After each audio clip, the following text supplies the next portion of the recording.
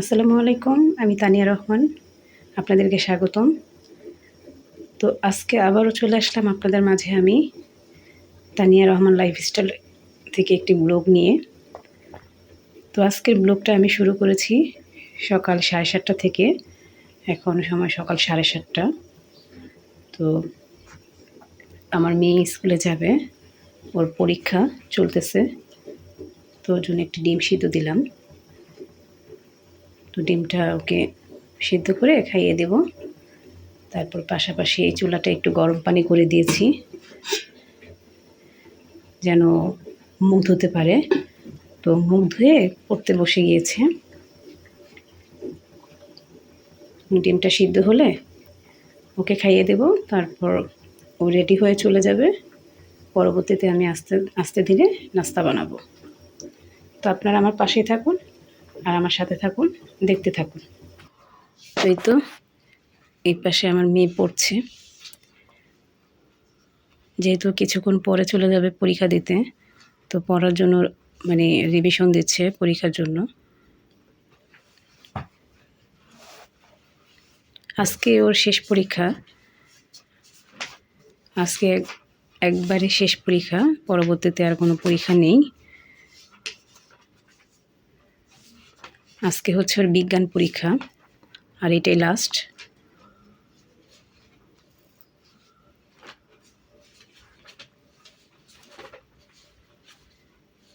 তো দেখতে থাকুন, আমার সাথেই থাকুন। তো এখান দিয়ে এবার একটু গরম পানি করতে দিয়েছি। এই তো ইলেকট্রিক জগে একটু গরম পানি দিয়েছি, কারণ মেয়েটা খাবে। ওদেরকে আমি আবার এই শীত পড়লে ঠান্ডা পানি খেতে দিই না, নর্মাল করে পরে পানিটা খেতে দিই। তো গরম পানিটা হলে পরে ওকে পানিটা খেতে দেব।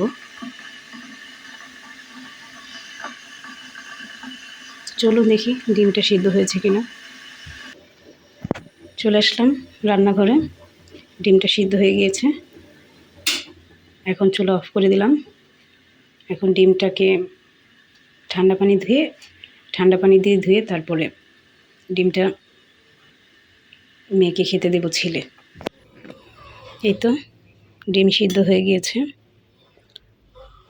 তো ডিমটা নিয়ে আসলাম এবং ডিমটা গরম ছিল তার জন্য ভেঙে দিলাম।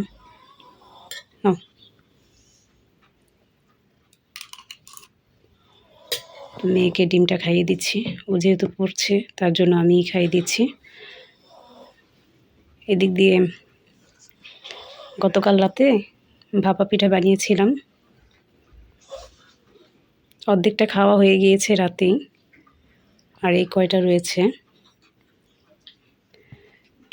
এই ভাপা পিঠার রেসিপি আমার চ্যানেলে অলরেডি আছে, আপনারা কেউ চাইলে দেখতে পারেন আমার কুকিং চ্যানেলে।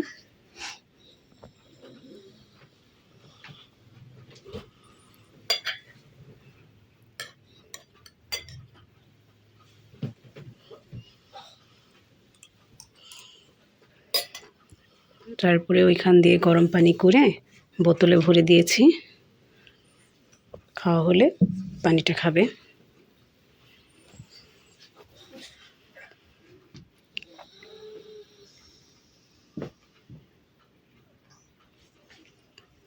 তো দেখতে থাকুন ভিডিওটা, পুরো ভিডিও দেখতে থাকুন, দেখতে চাইলে সাথেই থাকুন। তো গাইস, আমি সকালের নাস্তা কমপ্লিট করে তারপরে হচ্ছে কিছু কাজ ছিল সেগুলো সেরে এখন রান্না করছি দুপুরের জন্য। তো এখন আমি চুলায় ডাল বসিয়েছি, আর আরেক চুলায় হচ্ছে আমার ছেলের ফিটার ফুটাচ্ছি। এই তো এক চুলায় আমার ছেলের ফিটার ফুটাচ্ছি, আর এক চুলায় হচ্ছে ডাল হচ্ছে। তো ডালটা ফুটে গিয়েছে, তো ডালটা এখন ডাল ঘুটনি দিয়ে ঘুটে দেবো। তারপরে একটু সামান্য হলুদ গুঁড়া, লবণ, পেঁয়াজ, কাঁচামরিচ দিয়ে দেবো, পানি দিয়ে দিব। তারপরে হচ্ছে ডালটা জাল হলে পরে বাগার দিয়ে দিব রসুন দিয়ে। তো এখানে ফিটার ফুটাচ্ছি।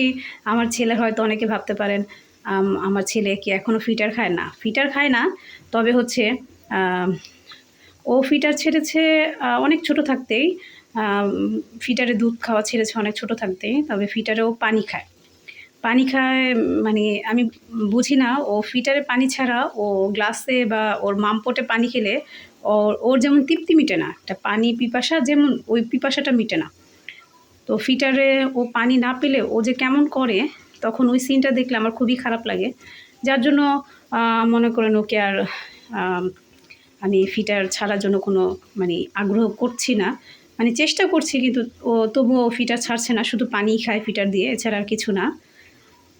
তো দেখতে থাকুন। তো আমি এখানে রান্নার প্রস্তুতি নিচ্ছি। তো আমি এখানে রান্না করব, এই যে মাছ ভিজিয়ে নিয়েছি দেখতে পাচ্ছেন। তো চিন্তা ভাবনা করছি যে মাছ রান্না করব, আর হচ্ছে পালং শাক রান্না করব, আর ডাল তো বসিয়েছি, আর একটু ভাজি করব সিম আলু দিয়ে। তো আমি এখন ফ্রিজ থেকে কিছু জিনিসপত্র নামিয়ে নেব, যেমন হচ্ছে পালং শাক, তারপরে হচ্ছে এই যে পেঁয়াজের বক্স,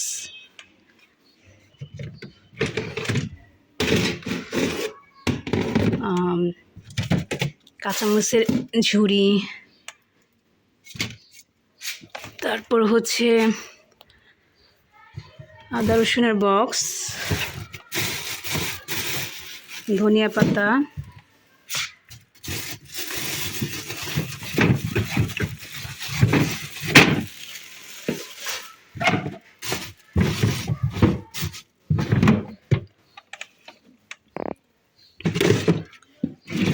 এই তো সব নামিয়ে নিয়েছি। এখন আমি শাকগুলোকে ধুয়ে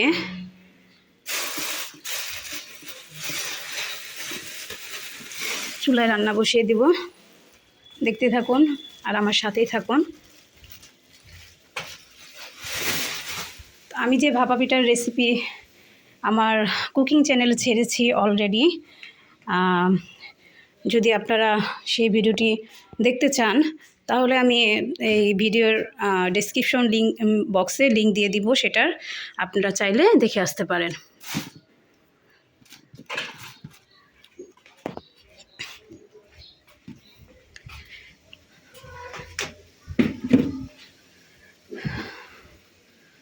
তো এদিক দিয়ে হচ্ছে আমার ছেলে আর মেয়ে বসে আছে, দুই ভাই বোন। বড় ছেলে পরীক্ষা দিতে চলে গিয়েছে। তো আমার মেয়ে স্কুল থেকে এসে নাস্তা খেয়ে গোসল টোসল সেরে মানে সব কিছু কমপ্লিট করে সে এখন একটু ট্যাপটা নিয়ে বসেছে। তো আমার ছেলে আর মেয়ে ওরা ফজর ওয়াক্তে উঠে নামাজ পড়ে তারপর আবার একটু শুয়ে থাকে। পরবর্তীতে 7:30টার দিকে আমি ওকে ডেকে ওর পরীক্ষার জন্য ওকে পড়তে বসিয়েছিলাম। তারপর তো দেখতে পেরেছেন যে ও খেয়ে দিয়ে ডিম সিদ্ধ করে দিয়েছে, সেটা খেয়ে রেডি হয়ে স্কুলে চলে গিয়েছিল। তো এখন আমি রান্না শেষ করে বলতে আমি চুলায় রান্না রেখে আমি একটু গোসলে যাব। তো গোসল করে এসে আমি আবার একটু নামাজটা পড়ব। তো আপনারা দেখতে থাকুন আর আমার সাথেই থাকুন। তো এই পাশে আমি আবার ভাত বসিয়ে দিয়েছি। এই তো ভাত হচ্ছে। আমি আবার রাইস কুকারে ভাত রান্না করি। তো ভাত বসিয়ে দিয়েছি। তো আমি ভাত বসিয়ে ঢাকনাটা এইভাবে একটু ফাঁকা করে রেখে দিই। কারণটা কি, অনেক সময় ভাত বসানোর পরে মনে থাকে না, তখন বলক উঠে পরে চারদিক থেকে আর কি পড়ে মানে পাতিল সব কিছু আর কি মেখে যায়, মানে বলকানোর পানিটা দিয়ে। তো তার জন্য আমি কি করি, ভাতটা বসিয়ে এভাবে ঢাকনাটা একটু হালকা ফাঁক রেখে দিই, তাহলে আর কোনো সমস্যা হয় না। তো দেখতে থাকুন আর আমার সাথেই থাকুন। তো আমি রান্নাবান্না শেষ করতে থাকি, তারপরে ফাঁকে আমি নামাজটাও পড়বো গোসল করে এসে। আপনারা আমার সাথে থাকুন। এর মধ্যে আমার বাচ্চার ফিটার ফুটে গিয়েছে। এখন আমি ফিটারের পানিটা ফেলে দিয়ে ঠান্ডা পানি দিয়ে ভিজিয়ে রাখবো কিছুক্ষণ, তারপর ধুয়ে রেখে দেব। তো গাইস, এখন হচ্ছে সন্ধ্যা 6টা। তো জোহরের নামাজ পড়ে রান্নাবান্না কমপ্লিট করে খাওয়া দাওয়া করেছি। তারপর হচ্ছে একটু রেস্ট নিয়েছি। তারপর আসর নামাজ পড়েছি। তারপরে বড় ছেলে স্কুল থেকে এসেছে, ও নামাজ পড়লো। পরে হচ্ছে ওকে খাবার দিলাম, ও খেলো। তারপরে হচ্ছে মাগরিবের ওয়াক্ত হয়ে গেল, মাগরিবের নামাজ পড়লাম। তো এখন সন্ধ্যা ৬টা। তো এখন আমি একটু চা বসিয়েছি। তো চাটা হলে চাটা খাবো। তো খাওয়ার পরে ছোট ছেলেকে আর কি পড়তে বসাবো। আর বড় ছেলে অলরেডি পড়তে বসে পড়েছে নামাজ পড়ে এসে। স্যার এসেছে। তো ওর যেহেতু ওর পরীক্ষা তো শেষ হয়নি, তার জন্য আর কি স্যার আজকে আবার এসেছে। আমাদের স্যার আমার বাচ্চাদেরকে সপ্তাহে ৩ দিন পড়ায়।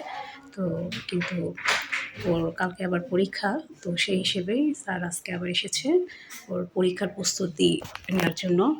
তো তো যাই হোক, আপনারা ভিডিওটি দেখতে থাকুন শেষ পর্যন্ত। তো চলে আসলাম রান্নাঘরে চা বসিয়েছি। চাটা দেখতে আসলাম হয়েছে কিনা। তো দুধ বসিয়েছি, দুধটা একটু মানে জাল হলে পরে চাপাতি দেব। এই তো চা বসিয়েছি, চা হয়ে এসেছে, এখন একটু পাতি দিয়ে দিব। তো চাটা হলে একটু চাটা খাবো, খাওয়ার পরে হচ্ছে আবার ছোটো ছেলেকে পড়াবো। ছোটো ছেলেকে পড়াতে পড়াতে আবার এশার ওয়াক্ত হয়ে যাবে, নামাজ পড়বো।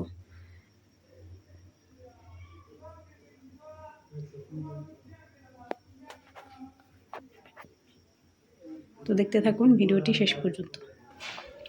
এই তো চা হয়ে গিয়েছে, এখন আমি একটু চা খাবো।